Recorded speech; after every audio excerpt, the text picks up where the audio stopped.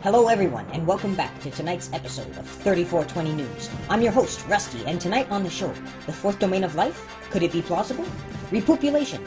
Are people more comfortable with the idea of taking an oral capsule or receiving a transplant? And bacterial rhodopsin. Is it overrated?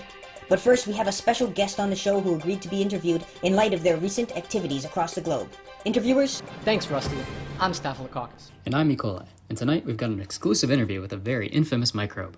They are an asporogenous heterotroph straight out of the CDC's nightmares. Ladies and gentlemen, may I introduce Pseudomonas aeruginosa. Just Miss Pseudomonas is fine, thank you.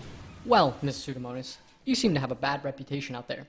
You're well known for being one of the deadliest bacteria around, thanks to your impressive antibiotic resistance. As a ubiquitous bacteria, you're found wreaking havoc everywhere, especially in hospitals, where you're the leading cause of nosocomial infections. What is your perspective on this? I don't consider myself to be that malicious, really. I'm just opportunistic. I don't mean any harm, but I gotta do what I gotta do to survive, you know? And besides, I believe in equal rights. I infect both humans and animals. Do you have anything to say to your haters out there? Everyone is just too sensitive. They should be more like me. Pump out anything that doesn't serve you. Scientists always throw all sorts of antibiotics at me to try to kill me, but I just upregulate my multi-drug efflux pumps and pump all that negativity out. Who needs it? Do you feel that you're providing a service with these pumps? Of course. Could you imagine if these schmucks actually found an antibiotic that could kill me? It would almost be worth its weight in gold. Alright, well, Miss Pseudomonas here is well known for their sense of fashion. Can you break down what you're wearing today? Of course. I'm repping that fly peptidoglycan wall, my singular flagellum, and these sick pili. Excellent, excellent. You look great.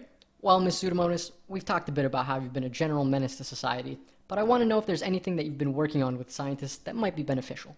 Well, rhamnolipids are a class of glycolipids that I produce that are amphipathic molecules. Now, even though I use them for virulence traits and quorum sensing, these molecules have many industrial applications, such as cosmetics and bioremediation. Bioremediation? I think the viewers will have a hard time believing that. It's true! Rhamnolipids have the ability to solubilize and promote the uptake of hydrophobic substrates, which is why it's being used to treat petroleum-contaminated soil.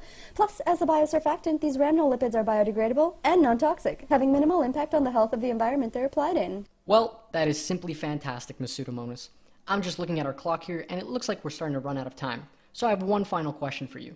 You mentioned earlier that you are a big proponent of using efflux pumps to deal with most antibiotics. Recently, there have been some studies as of late where researchers have begun to experiment with using scorpion venom as an alternative to antibiotic. Wait, what? Yes, apparently scorpion venom peptides have the ability to disrupt your biofilm formation. There could potentially be some merit to this, as this venom could prove useful as an alternative or augmentation to antibiotic treatment. I have to go now. Thank you very much, bye! Alright, thank you to Pseudomonas aeruginosa once again for coming on the show. Back to you, Rusty. We'll be right back after these messages.